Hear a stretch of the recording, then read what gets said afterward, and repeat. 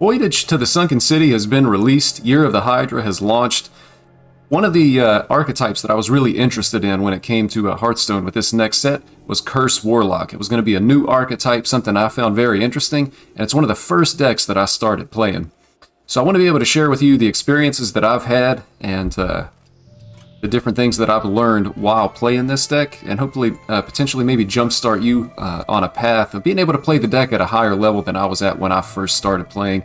Definitely had some learnings along the way. This is the list that I was playing. Just going to double check my stats here, but I believe I played a total of 42 games, and I went 23-19. That's a 55% win rate. So 55%. Not the greatest win rate in the world, but still very solid. And if you can maintain that over a long period of time, your rank is going to be really, really good. I definitely threw some games early on of that 42 games as I learned more and got a little bit better with the deck. And then just kind of learning the decks that I was facing. Lots of new decks out there right now. So I definitely could have won a couple of other games had I done things differently. And hopefully I can offer you my experience so that you will not repeat the same mistakes that I made. So Curse Warlock. The win condition for this deck is actually going to be the curses. So we have several cards in the deck that are going to give our opponents an Abyssal Curse, as you can see here. And what the Abyssal Curse does is, the first one that you put in your opponent's hand is going to deal 1 damage, and it's going to deal it twice. So it'll deal it at the end of your turn, and it's going to deal it at the end of the next turn as well, at the end of your opponent's turn. So on your opponent's turn, they're going to have the option to be able to spend 2 mana to play that curse and not take the damage. So that can actually be good for us, because if your opponent is spending mana to play that curse, that's 2 mana. They don't have to do something else. And then as I go over the cards, we'll talk about it a little bit more, but sometimes you can put 2, 3, or even 4 curses in your opponent's hand. They could spend an entire turn or 8 mana of a turn just getting rid of curses because they're trying not to take that damage. And that means they're not really doing anything else, which can be really, really good for us. If they choose to take that damage, then they're taking the damage even as they're trying to execute their own game plan. So the first curse that goes into your opponent's hand deals 1 twice if they don't play it out. The second curse deals 2 twice if they don't play it out, so on and so forth. So that's going to be the win condition of the deck. And it's not necessarily uncommon that your opponent might have a 3 damage and a 4 damage curse in hand that they decide to keep.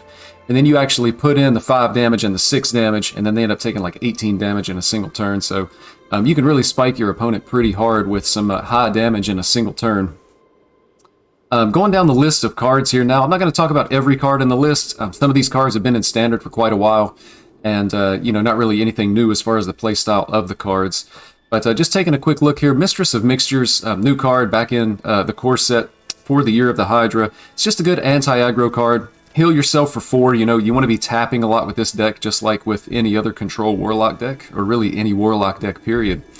So it allows you to heal yourself. In the early game, it's going to be good against aggro decks, and then mid to late game, you can actually throw it out and use it to heal yourself. Just keep in mind that you're also going to heal your opponent for 4, so if you're trying to set up lethal with your curses, you're going to want to make sure that you do the math correctly on that. Mortal Coil, same as it's always been. Damage, cycle, that's always good. Touch of the Nathrazim, anti-aggro tool, it's healing, that's good. Blood Mage Thalanos, just get a little bit more damage out of our spells here, and then of course Thalanos is good in a lot of decks just for his ability to be able to draw a card for relatively cheap, plus the spell damage. Getting down into the Doomsayers here, so Doomsayer is kind of like an anti-aggro card, and it is... what I found with this card is a lot of times you can use it to buy yourself a turn. You don't want to play this on turn 2 in most situations, because on turn 2 you're probably going to want to use your hero power and tap to draw a card. But if you think about potentially turn 4, tap and play a Doomsayer, you can prevent your opponent from being able to play minions. And a lot of the decks that I've faced are actually board based. And so if they can't remove the Doomsayer, then sometimes they basically just skip their turn. They'll use their hero power. They don't play minions on the board because they don't want to lose all their minions to the Doomsayer. The other use that I found for this is if your opponent already has a board and you're not able to remove it, throwing out the Doomsayer, if your opponent doesn't have lethal, they're actually going to end up dumping 7 damage into this to protect their board. So, it effectively heals you for 7 or 8, depending on how they're putting their damage into this card just to be able to remove it. So Doomsayer has been pretty good, but not great in the deck. This is definitely not a core card, and it could be replaced. I've seen another version of this list that's identical to the list that you see here. Instead of Doomsayer, it's running the Spice Bread Baker here, which actually gives a heal, and it's going to put a 3-2 on the board. What I would say about that is, typically the Doomsayer is going to prevent the same amount of damage that Spice Bread Baker would heal. I don't know that this card is any better than Doomsayer. It's probably going to be situational. Sometimes being able to force your opponent to skip a turn is going to be better than having this heal, and vice versa. I don't know that the win rate is going to change a whole lot depending on which one of those two cards that you would run. Another card, I haven't tested it yet, it's on my list of things to do that could go in this slot, would be a Starfish. Smothering Starfish, Battlecry, silence all other minions. Sometimes that silence can just be really, really strong. If you're in a situation where you can't remove your opponent's board, but you can silence their minions, it can go a long way to helping you be able to get just a little bit farther in the game and hopefully be able to find some answers. Think like Mech Mage, if their Automaton has gotten buffed quite a bit. Mech Paladin with all the Divine Shields. You know, the silence can actually be strong, and then it's just a 2-4 body that would be on the board you could trade with. Maybe your opponent, you know, puts the damage in to be able to remove this at 4 health. So I haven't tested it yet, but I do see where this could be very good. And then, of course, you know, you could always run something like a Viper. If you're running into a lot of control warriors, you know, these are going to break the Bulwark of Azzinoth. They're going to be able to break the Cariel weapon. If you're seeing a lot of Paladin and they're playing Cariel, it can be challenging to win that matchup if they have the weapon that cuts the damage in half. Then, of course, it's tradable. You know, Viper could be good. So there's definitely some options of different things that we could run in this slot. I've been playing with Doomsayers. Again, good, not great, and sometimes not even good. Sometimes it just sits in your hands because you don't have the opportunity to play it. Drain Soul, same as it's always been. Bran Bronzebeard, actually a key card in the deck. You can combo Bran with things like Cultist to get 2 curses into your opponent's hand, and of course Zakul, as I choose to call him. He also puts a curse in your opponent's hand. So really, Bran is just a way for us to be able to put more curses in our opponent's hand. That's pretty much exclusively how I use them. When this card gets in your hand, you're probably going to hold on to it for a while. Another really strong combo, you can get the 9 mana, and your opponent has space in their hands. Keep in mind that when you're putting the Abyssal Curses in your opponent's hand, they have to have hand space to be able to do it. But Bran and 2 copies of Cultist will actually put 4 curses in your opponent's hand. So that's a lot of damage. They're going to have to spend a lot of mana to get rid of those curses. And then another note about Bran, if you're playing against a deck that typically tends to keep a large hand size, so things like other Warlocks, maybe Druids, anything that has a lot of cards in their hand, you can actually fill up their hand with curses, you know, 1, 2, 3 curses, 4 curses, and it'll cause them to burn their top deck. A lot of times that burn ends up being irrelevant, but sometimes you can hit something really, really good, burn a good card from your opponent. So, and you're likely going to want to be playing curses anyway, so you can have the bonus effect of also being able to burn your opponent's top deck. So just something to keep in mind there. Crush Claw Enforcer, if you cast a spell while holding this, draw a Naga. There's several other Nagas in the deck. Cultist is actually a Naga, so we can potentially draw the ability to give our opponent an additional curse. Zola the Gorgon is a Naga, more on him later, as well as Queen Azshara. So you want to make sure, if at all possible, that you play a spell before you put this on the board, just to be able to draw one of those other Naga cards. And typically it's not an issue. We run enough spells in this deck that we'll be able to activate this, no problem whatsoever. Full-blown Evil, just more removal. Really good card, been around for a little while. Cultist, I've already touched on. Give your opponent an Abyssal Curse. A lot of times you're going to want to use it with Bran to be able to put 2 curses in your opponent's hand, but there's nothing wrong with putting down 1 curse. You know, early in the game, if you're not under a lot of pressure, putting out curses in your opponent's hand can be good. You know, the first one hits for 1, the second one hits for 2, but you're going to want to build those so that you can get a good damage turn later in the game to really be able to finish your opponent. Tamsin Roam, been around for a while. What I've found, the ways that you want to use the card with this deck, if you're playing against a deck that has a slower win condition, a more defensive style or control style deck, you're probably going to want to use Tamsin Roam in combination with Dragged Below to be able to get extra Abyssal Curses, or Abyssal Wave, again, just for more curses. Again, that's going to be against slower decks with a slower win condition. Against aggro decks, you're likely going to want to use it to copy things like Touch of the Nathrezim and Drain Soul, so more for healing. Very matchup dependent how you're going to want to use this card. Zola the Gorgon, It just lets you copy a minion from your own board and put it back in your hand. So you could copy things like Cultist, you could copy Bran, you could copy Zakul, a couple of different options there of things that you could copy, but usually something that's going to give you another curse, or you could potentially copy Tamsin Roam as well. That wouldn't be bad.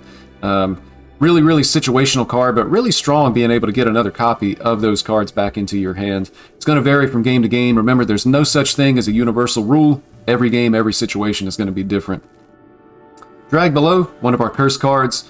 Deal 4 damage to a minion, give your opponent a curse. You know, a decent removal, not great, a little bit expensive for the 4 damage, but giving your opponent those curses, that is our win condition, and that's one of the ways that we're going to get there. Queen Azshara, this card is really interesting. If you cast 3 spells while holding this, choose an ancient relic. So there's 4 ancient relics that you can choose from.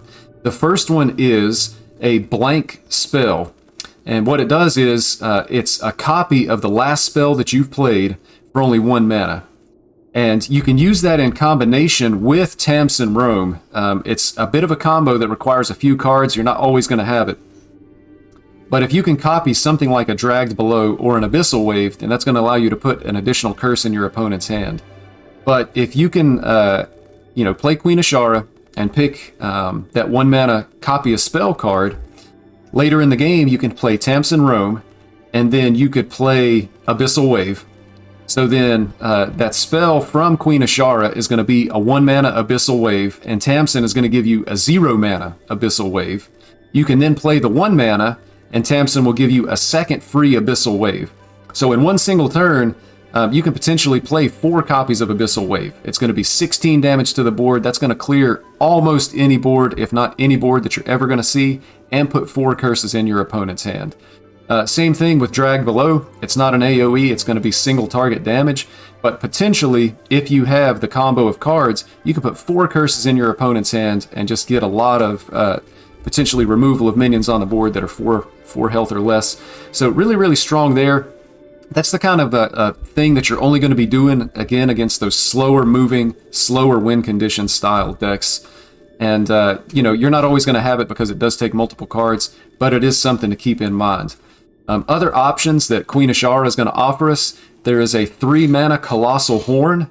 It allows you to, it gives you a 1 mana Colossal Minion. So it could be any Colossal Minion in the game, but it's only going to be 1 mana. I find myself not using that very much. If you're desperate, if you need a board presence, or if you need a taunt or some kind of healing, there are things like the Shaman Colossal is going to give us, I think, 3 2/2 taunts. The Priest Colossal is going to have I think it's an 8/10 with lifesteal, and then the Colossal Minion will force a minion on the opponent's board to attack it, so you can almost guarantee yourself a heal. You could potentially hit a Gigafin, like we already have in our deck. Definitely some different things. Nelly, the Warrior Colossal, that's going to be a taunt, and you can get some 1 mana Pirates put back into your hand there. So not super, super strong, definitely situational, but it is an option. The third option from Queen Azshara is going to be a 2 mana weapon. It's a 0/5. Every time you cast a spell, deal 2 damage to your opponent. That can be used occasionally. We do have spells in the deck. Not necessarily, depending on when you get it, you may not necessarily have 5 spells to be able to play, but you could potentially use it to be able to set up lethal, get some damage on your opponent's face. And then the last option that Queen Azshara is going to offer, I think, is the worst option. I believe it's 1 mana, but it's shuffle 5 random spells into your deck and draw 2 cards. Generally speaking, that's going to be bad. Random spells, they're just as likely to be bad as they are good. And so basically you can think about it as you're putting junk in your deck, which is increasing the chance that you're going to draw junk. And, even drawing the 2 cards, not necessarily great. I tend to stay away from that option. So most of the time for me, I really like copying a spell for only 1 mana. And then Colossal Horn is kind of like a sometimes play. One more note about the 1 mana spell. I don't know if it's bug or if it's intended, but it doesn't carry over after you end your turn. So when you end your turn, it goes back to just its plain text, no spell whatsoever. So don't make the mistake, as I did learning the hard way, you're not going to be able to carry over that 1 mana spell to the next turn unless there's some kind of adjustment made after this video has been recorded. Moving on down the list to Zakul. Abyssal Curses heal you, and it also gives your opponent an Abyssal Curse, so if you need some healing, you know, you could combo this maybe with a brand to put 2 curses in your opponent's hand. Maybe they already have some curses. I've been able to get some big healing out of this card. You know, again, it's going to be situational. Sometimes you only heal for 1 or 2. I've had games where I've actually thrown this out on turn 5, and it was the first curse that I've played. Your opponent's going to have to deal with the 6/5 body. They can't just take this damage to the face. And then if it's an aggro deck, you know, it gives something to trade with. And putting a curse in your opponent's hand is going to be good here. So I don't necessarily save this card. Sometimes you just throw it out there, but it does offer you another way to be able to heal yourself if you need healing. Abyssal Wave, deal 4 damage to all minions, give your opponent a curse. This is just good board clear, 4 damage AoE. It hits our minions on our side of the board too, but we're not playing a whole lot of minions, so it doesn't really affect us as much. Against aggro decks, this card can be really good coming down on turn 6. Give your opponent a curse, clear the board, or clear off quite a few minions. That's really good. Dreadlich Tamsin, just a really super strong card. Feel like it has to be included in almost every Warlock deck. It's a 3 damage AoE, and then, you know, shuffle 3 rifts and draw 3 cards. So kind of the same as it's always been. I found a lot of the time my hand is too full to be able to play this. I would be able to, you know, be burning 1, sometimes 2 cards. But you're going to have games where, sometimes even against aggro, where you might even want to keep this card depending on, you know, if you have things like Touch and Drain Soul. But being able to play this, 3 damage on the board, and then being able to replace your hero power and kind of start the march of the 3/3s. Definitely strong in some situations. Of course, it offers a little bit of healing in the form of 5 armor. Entitled Customer, deal damage equal to your hand size. This ends up being really strong. If you have a full hand, then you know, it's going to be a 9 damage AoE. It's really good to be able to clear your opponent's board. The games that I've lost with this deck have been because my opponents get a board that I can't clear, and then I just take a lot of minion damage from the board. So Entitled Customer, really strong at being able to clear boards, assuming you have the hand size for it, and you know, up to 9 damage AoE. That's going to clear a lot of stuff. And then we have Giga Fin rounding out the deck. Devour all enemies. It summons, I believe it's a 4/7 taunt. If the 4/7 taunt dies first, then their board is gone forever. If Giga Fin himself dies first, they're actually going to get their board back. Death Rattle spit them back out. What I found with this card is, in most cases, they're able to just kill the Giga Fin first with some kind of direct damage and get their board back. So most of the time, when you're playing Giga Fin, it's going to be more along the lines of buying yourself a turn to be able to get the resources to remove their board the following turn, or maybe you're able to set up lethal the following turn in the form of some kind of curses. But when I play Giga Fin, I never expect that their board is going to be permanently gone. Most of the time, they're just able to clear it, has been my experience. So that's the deck. Those are the things that I've learned playing the cards. Getting into some more matchup-specific stuff, I'm going to reference my stats here. So most of what I played was Mage. 42 games, 16 of those games were against Mage, and they were all Mech Mage. Actually went 10-6. What I found is that typically I have enough removal and enough damage to be able to be competitive in the game. There's some other versions of Mage that have been going around and getting more popular, specifically the Naga Mage. I feel like this deck should have a good matchup against all the mages that we've seen introduced so far. Naga Mage, they do have access to some burn, but a lot of times it seems like that deck is still relying on their board and minion damage, and of course we can remove the board with things like Entitled Customer and Abyssal Wave. Typically their go-off turn for Naga Mage is going to be turn 5 or turn 6 to get a wide board, play a bunch of spells. They have spells that are going to be worthless in the form of like First Flame and Second Flame.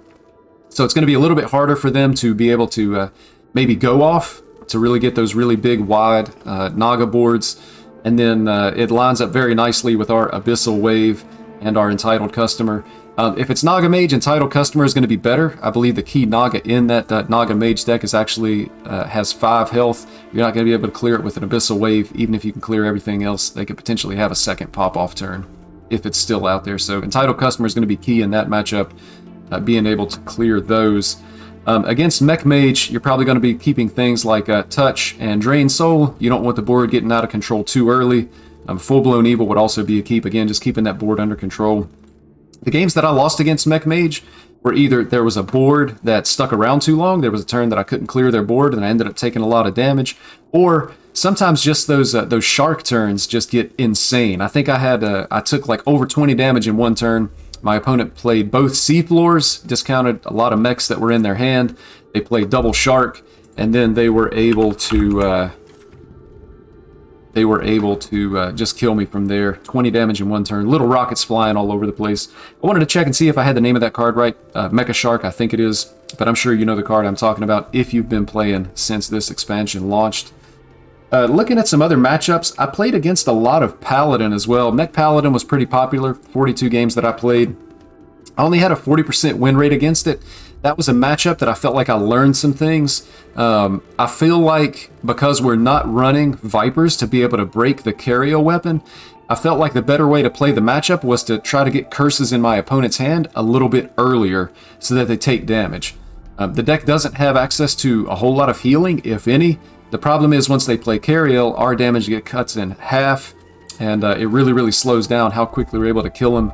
And, Mech Paladin, big wide boards, Divine Shield, sometimes the board can be hard to remove. So I felt like I played the matchup better the more I played it. So, just keeping the board clear. Again, you're going to be looking for maybe anti-aggro stuff. I found Full-Blown Evil to be really good against Paladin. And then maybe trying to develop those curses in your opponent's hand a little bit earlier. Try to get some of that damage in. And then, of course, if your opponent is spending the 2 mana to remove those curses, then that's going to be good for us. But challenging matchup, again. If you're seeing a lot of Paladin, you might want to consider cutting something like a Doomsayer to be able to play at least one Viper. Same thing for Control Warrior. So Warrior, in general, was a bad matchup. This deck was bad into Pirate Warrior. I was able to keep their board clear because we do have the removal tools. But the problem is, once they complete their quest, they just have so much damage. They're hitting you in the face every turn with their weapon. If they hit Smite, that probably ends the game on the spot, whether from the Juggernaut or if they have a Smite in hand. And then, of course, if they play their Colossal, 3 1-mana Pirates, you just can't keep up with that damage. So basically, Pirate Warrior, the win condition is faster than the win condition of this deck, and you just lose. So anytime I hit Pirate Warrior with this deck, I'm just expecting to lose. I was 1-5 against Warrior. The one game that I won was actually against Control Warrior. I beat a Control Warrior probably strictly because my opponent never played Bulwark of Azzinoth. Again, if you're seeing a lot of Control Warrior, you're probably going to want to cut something to be able to put a Viper in the deck. But with that Control Warrior, he gained a lot of armor, but I was able to do so much damage with the curses that I was able to kill him. So, they played Rakara, gained 10 armor. They played at least 1 heavy plate, maybe 2, as best as I can remember, gaining armor there. And then, of course, just a hero power. So the curses can do a lot of damage to your opponent. Some of it's going to depend on whether or not they're taking damage from the second application of the curse, or if they're going to play it out of their hand to prevent that damage. The matchup didn't seem terrible, though. Didn't seem terrible at all. Definitely enough damage to be able to kill those Control Warriors. Again, it just comes down to the Bulwark of Azzinoth and whether or not they have it. I didn't face hardly any Druids when I was playing with these 42 games with Curse Warlock.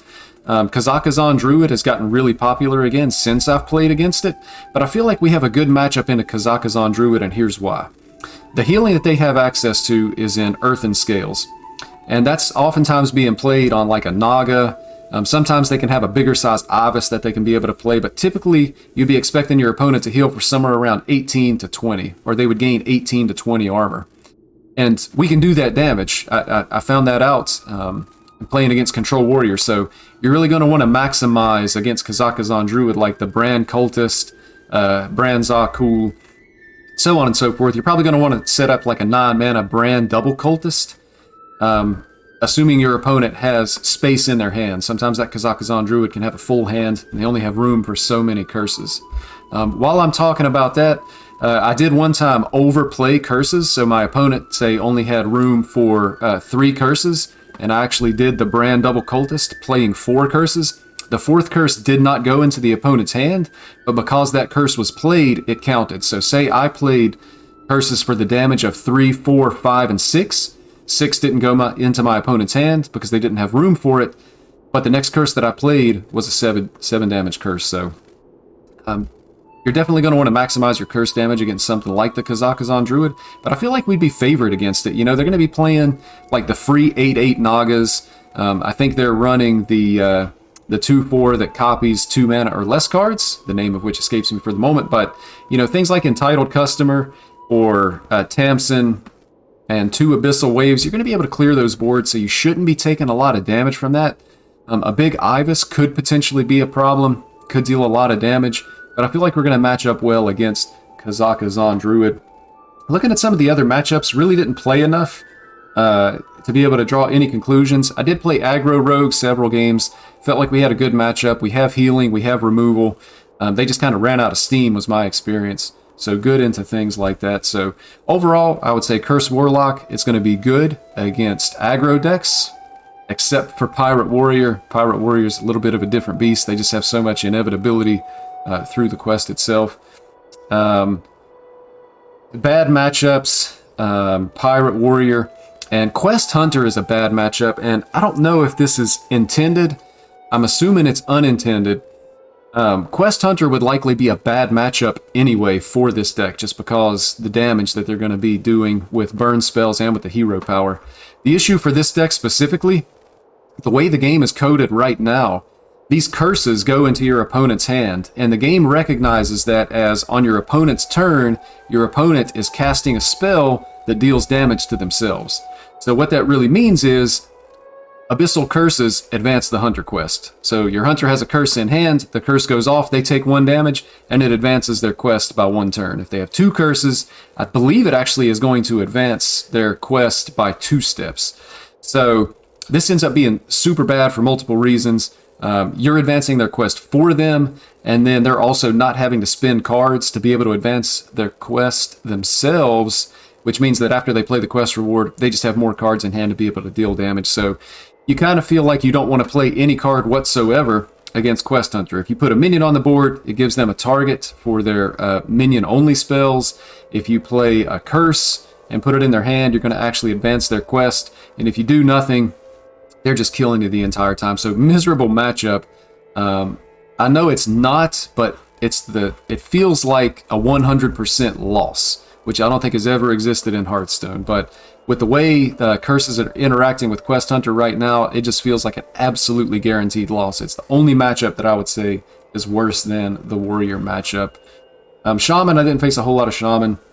Not even sure exactly what Shaman are playing. I did win the 1 game that I played against Shaman. Again, if they have a slower moving win condition, it just doesn't matter. Curses, we're going to be able to do the damage and be able to kill our opponent. So those were the things that I learned based on the matchups against aggro. You're going to likely want to keep, your healing / removal stuff, Full-Blown Evil, Drain Soul, Touch of the Nathrazim. If you're on coin, you can consider keeping Queen Azshara. The coin is a spell. It's going to count as one of the 3 spells to be able to choose an ancient relic. Against control, it's kind of hard to pick out what you're actually going to be wanting against control. You don't necessarily want Tamsin because you're going to be free to tap to be able to get cards in your hand. You likely want to look for things maybe like the Queen Azshara, be able to get this active and be able to get the spell that repeats, because we're going to need that. And then you're going to just be looking for, maybe a Crush Claw Enforcer, play a spell, go ahead and draw a Cultist. Maybe keep Zola to be able to copy a Cultist. So not as straightforward with the Mulligan on control, even after 42 games against those slower moving decks. Not exactly sure what you're going to want. It seems like really anything would be fine, because you're going to be able to tap, you're going to draw a lot of cards, and you're going to be able to find what you need along the way. So again, that's been my experience. That's the Mulligan. Those are the matchups and the card-specific stuff that I learned. I thought the deck was really fun. I'm planning on playing the deck some more. Probably some optimization to be done. I think there's definitely 28 solid cards in here. It's just kind of a question of what you want to run here, whether it's Doomsayer, Spiced Bread Baker. The other option that I thought of was going to be the Starfish, Smothering Starfish, which could silence your opponent's board. Maybe some other card that I'm actually not thinking of that could also go well in this slot. That's going to be it for this deck review / guide. I'm Uncorrupt. Thank you for watching. This video has been helpful to you. Please like the video. If you'd consider throwing me a subscribe, that'd be nice too. Thanks again. Good luck out on the ladder.